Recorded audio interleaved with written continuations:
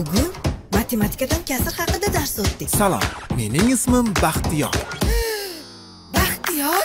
Wow, mana. Faqat hech kimga hop. Tushundim. Hoy. Seni hozir zo'r joyga olib ketaman. Ha, Boburjon. Nima? Boburni ko'rmadingmi? Bobur, bolalar qalaysizlar? Bugun futbolimiz bor edi-ku. Okay, let's go. Nima bu? Qo'rqma, bu o'zga sayyoraliklar emas. O'z ko'zing bilan ko'rishni xohlaysanmi? Ha, albatta. Ana ketdik.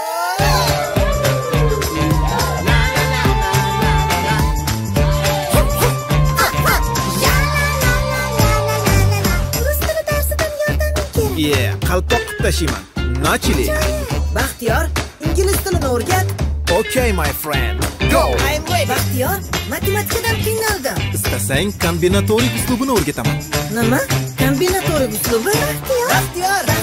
Uyg'on. Nima? Kim u? Qani? Uyquni ham beliga tepdinglar. Shunaqayam ko'p uxlaydimi? Meni professor desanglar ham bo'ladi. Bobur, kitoblardan ehtiyot bo'lib foydalan o'g'lim. Xo'p bo'ladi oyijon. Baxtiyor bizga o'rgat. Xo'sh. Endi bildim. Kerakli 5. Nima? Qani Yulduz? Qizimmisan? Bilmadik. Yo'q, bunday. Tushundim. Rahmat. Bobur, nima qilyapsan? Ustozimiz yoqtirgan gulimizni rasmini chizib kelishimizni tayinlaganlar. Gul degan? Qaysi gulni rasmini chizyapsan? Atirgulni. Menga atirgul yoqadi. O'xshayaptimi? Albatta. Atirgulni bandida tikanlari bo'ladi. Esdan chiqmasin, ha? Bandida? Nima degan u? Nahotki gulning bandini bilmasang? Yo'q. O'simliklar haqida ko'p narsa bilmaydiganga o'xshaysan. Kel yaxshisi, men senga o'simliklar to'g'risida batafsil tushuntirib beraman. Mayli. O'simliklar 3 xil ko'rinishda bo'ladi. Bular o'tlar, butalar va daraxtlar. Tog', adir, o'rmon, yaylov va cho'llarda, ya'ni tabiat bag'rida o'sgan o'simliklar tabiiy o'simliklar deb ataladi. Insonlar tomonidan bog'larda, dalalarda yoki tomorqalarda o'stiriladigan o'simliklar madaniy o'simliklar deyiladi. Daraxtlar ham o'simliklar turiga kirar ekan-da. Albatta. Axir daraxt ham quyosh nurlaridan ozuqa olib o'sadi-ku. Quyosh nurlaridan? Sabr qil, hozir hammasini tushunib olasan. Aksariyat o'simliklarning ildizi, shoxi, poyasi, bargi, guli va mevasi bo'ladi. Endi tushungandirsan atirgulning bandi qayerligini? Ha. Bargi va gulini tutib turgan joyi. Birinchi, o'tlardan boshlaymiz. Yaylov va adirlar o'tlar bilan qoplangan. Ariq bo'ylarida va dala chetlarida ham o'tlar qalin bo'lib o'sadi. Bu joylarda yalpiz, qoqi o't, zubturim, ajriq, sachratqi va ayiq tovonlarni uchratish mumkin. Nomlari ajoyib ekan. Ba'zilarini ko'rganman-u, lekin nomlarini bilmasdim. O'tlarni nomlarini yodlab olsang zarar qilmaydi. Chunki o'tlarning ayrimlari dorivor hisoblanadi. Nahotki? Ha, masalan, zubturimning barglari odamning yara bo'lgan, kuygan yoki ari chaqqan joyida qo'llanadi. Zubturim barglari yana shamollash, oshqozon va ichak kasalliklarini davolashda foydalaniladi. Qoqi o't ham dorivor o'simlik hisoblanadi. Uning poyasi ichida sutga o'xshash sharbati bo'ladi. Sharbatdan dori tayyorlanadi. Qoqi o'tning barglari ovqatga ham solinadi. Ajoyib. Men o'tlardan dori tayyorlanishini bilmasdim. Men ham bilmasdim. Lekin o'qib o'rganganim sari o'simliklar haqida juda ko'p narsalarni bilib oldim. Davom etamiz. Keyingi o'simlik turi nima edi? Butalar. Lekin bilasanmi, men butalar nimaligini ham bilmayman. Nima? Nahotki butalar haqida biror narsa bilmasang? Yo'q. Axir ularda yetishtirilgan mevalarni rosa maza qilib yeysan-ku? Butalarda mevalar pishadimi? Albatta. Mayli, uyalma. O'zim senga ularni bir boshidan o'rgataman. Butalarning poyalari yog'ochlangan, ya'ni qattiq holatda bir nechtadan to'p bo'lib o'sadi. Tog'larda namatak, cho'llarda juzg'un, saksovul, quyon suyak kabi butalarni uchratish mumkin. Kech kuzda butalarning barglari to'kilib, keyingi yili yangi barglar ochadi. Butalar ko'p yil davomida gullab, mevalar beradi. O'lkamizda mevali butalardan anor, anjir, malina, qorag'atlar va boshqa mevali butalar o'sadi. Namatak ko'proq tog' yonbag'irlarda o'sadi. Mevasi vitaminlarga juda boy. Uning damlamasi isitma tushirishda, og'iz bo'shliq yaralariga davo bo'ladi.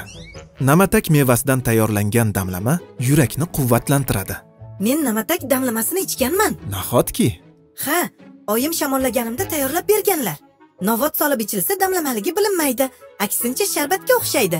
Endi bilib oldingmi namatak qanday o'sishini? Ha, bo'lmasamchi? Unda davom etamiz. Navbat daraxtlarga. Daraxtlarning poyasi yog'ochlangan, qattiq, bitta va yog'on bo'ladi. Yo'l chetlarida va xiyobonlarda chinor, qarag'ay, eman, zarang, terak, tol kabi daraxtlarni ko'rish mumkin. Suv bo'ylarida esa majnuntollar o'sadi. Bu daraxtlar faqatgina ko'chalarni bezab turish uchun emas, toza havoni ta'minlash uchun ham kerak. Chunki bu daraxtlarning barglari havodagi karbonat angidridni yutib, uni tabiatga kislorod qilib chiqaradi.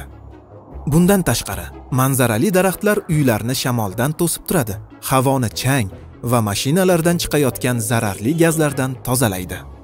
Tog' yon bag'irlarida archa, yong'oq, do'lana, yovvoyi olma, olcha, bodom kabi daraxtlar ko'p o'sadi.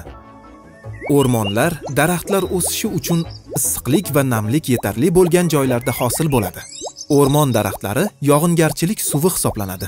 Ha, shuning uchun issiq joylarda o'rmonlar yo'q ekan-da. O'lkamizda eng ko'p ekiladigan madaniy o'simliklardan biri g'o'zadir. G'o'za ildiz, poya, barg va guldan iborat. Gulidan meva hosil bo'ladi.